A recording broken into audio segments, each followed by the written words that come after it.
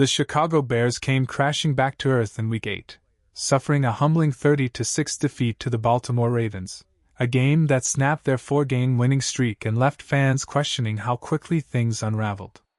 After weeks of momentum, excitement, and growing belief in Caleb Williams, the Bears ran into a wall built on physical dominance and flawless execution. It started with hope. The Bears opened the game with purpose, driving downfield methodically. They had the Ravens' defense on its heels, 2nd and goal from the 3-yard line. This was the moment to set the tone, to strike first, to send a message. But instead of punching it in, the Bears stalled. A shotgun stretch handoff to monangai went nowhere, followed by a sack on 3rd down. The Bears settled for a field goal. Then another drive. Another promising start. Another stall. Another field goal. 6 points after 2 strong drives. Chicago led 6-0 at the end of the first quarter, outgaining Baltimore 125 yards to just 8. But that early dominance didn't mean much. They had failed to bury a wounded opponent, and in the NFL, missed chances always come back to bite. From that point forward, Baltimore flipped the script. Their physicality took control. The Ravens started winning every battle, on the line, in the trenches, and in effort. It wasn't flashy, but it was ruthless. Chicago's defense, already depleted in the secondary, started to bend. The Ravens' offense chewed up clock and kept the Bears' attack off the field. By the time the second quarter ended, the game's tone was clear. Baltimore dictated every second of it. And it wasn't just about talent. It was about toughness, discipline, and execution, things the Bears seemed to lose after those first few drives. Every minor mistake turned into a setback. One sequence summed up the entire day, a golden opportunity ruined by self-inflicted wounds. After a great kickoff return that brought the ball near midfield, a DJ Moore handoff went nowhere, followed by an incompletion and a penalty. What could have been a momentum shift turned into a punt, and even that went wrong. A perfectly placed punt was called back for illegal formation, forcing a re-kick that handed the Ravens better field position. That was the story of the day: mistakes, missed chances, and mental lapses. Caleb Williams wasn't terrible, but he wasn't good enough.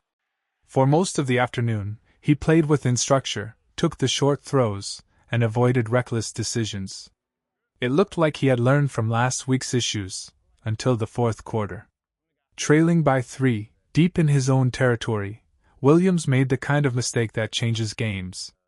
Standing in the pocket, he hesitated for a half-second too long and threw behind his receiver. The pass was picked off by Nate Wiggins and returned to the 9-yard line. The Ravens scored moments later, effectively ending Chicago's hopes. That one play didn't define Caleb Williams' day, but it showed how slim the margin for error is in the NFL. Are fans right to be worried? Maybe. He's young, he's learning, but today was supposed to be his bounce-back performance. Instead, he left the field frustrated, just like everyone else in that locker room. When the Bears review this game on film, they'll see a long list of small mistakes that added up to a massive loss. Penalties, poor special teams execution, red zone failures, it was all there. The Ravens didn't have Lamar Jackson in this game. That meant Baltimore had to win with toughness, ball control, and execution. And that's exactly what they did. They slowed the game down, ran methodically, and controlled possession.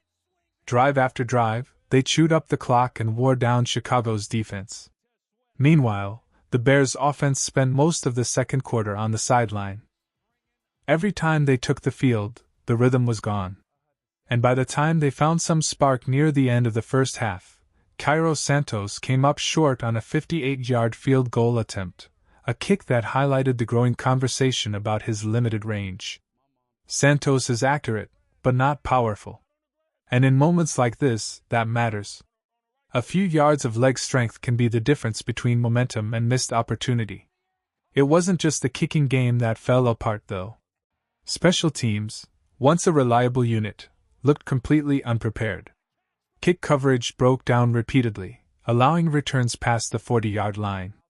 Even routine plays became adventures. For a team that prides itself on discipline, it was a disaster. At this point in the game, you could feel the energy drain out of the Bears. Every time they had a chance to fight back, something went wrong. That's when frustration started to show. Caleb Williams looked visibly angry on the sideline. Coaches argued over calls. The defense looked exhausted. It was one of those afternoons where nothing clicked. But here's the thing, this loss doesn't erase everything Chicago has built over the past month. They're still 4-3. They're still in the playoff mix. And they still have time to fix what's broken. Before we move on to the defense, a quick reminder, if you're a real Bears fan, don't go anywhere. We're covering every storyline all season long, from injury updates to trade rumors to player breakdowns. So if you live and breathe this team, hit that subscribe button right now and join the community. We've got the most passionate Bears fans anywhere, and trust me, the conversation only gets better from here. Now back to football, and what went wrong on the defensive side of the ball. It's hard to blame the defense too much when they're playing short-handed. The Bears went into this game with one healthy starting corner, Terrell Smith, and a group of backups forced into starting roles. But even so, the performance wasn't good enough. Baltimore's backup quarterback, Tyler Huntley, looked far too comfortable. He completed 17 of 22 passes, including 14 of his first 15. That can happen, no matter who's in the secondary. The Bears had opportunities to make plays, a tipped ball here, a near interception there, but they just couldn't capitalize. At one point, Huntley faced 2nd and 22. That should have been a drive killer. Instead, the Ravens converted with ease, stringing together passes and methodical runs until they found the end zone. That single drive summed up the day. Baltimore executed, Chicago didn't. Still, when you zoom out, the defense wasn't the biggest problem. They held the Ravens to several field goals and gave the offense multiple chances to climb back in. The real damage came from special teams and offensive inconsistency. If you're assigning blame, the ranking is pretty clear. 1. Offense, left points on the field. 2. Special teams, gave away field position. 3. Defense, fought hard, but just ran out of bodies. And that's where the Bears are now, a team with heart, with flashes of potential, but too many cracks to win consistently. Head coach Ben Johnson didn't have his best day either. Some of his situational play calling was questionable, especially in the red zone. With a dynamic quarterback like Caleb Williams, you need to use mobility as a weapon, move the pocket, roll him out, keep defenses guessing. Instead, too many plays were predictable, static, and easily read by Baltimore's front seven. If Chicago wants to climb back into contention, that has to change. The offense needs rhythm. Caleb needs confidence. And this coaching staff needs to put him in positions to succeed. Still, this loss doesn't end the season. The Bears are 4-3, not ideal, but not disastrous either. They'll head to Cincinnati next week, facing a Bengals team still trying to find its own identity. A win there, and suddenly the conversation shifts again.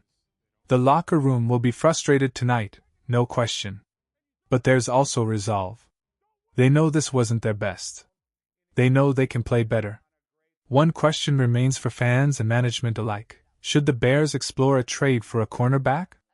With Kyler Gordon out and Nick McLeod struggling, the secondary is paper thin. Reinforcements might not just be helpful, they might be necessary. If Tariq Stevenson returns soon, that helps. But can the Bears really rely on that timeline? Probably not. The front office has a decision to make: stay patient or take action. Because if this defense keeps bleeding in coverage, no amount of offensive progress will save them. The Bears walked into Baltimore as one of the league's hottest teams. They walked out with bruises, physical and emotional. But this is the NFL. Every contender gets punched in the mouth at some point. The question is how you respond. And now, it's on Chicago to respond the right way.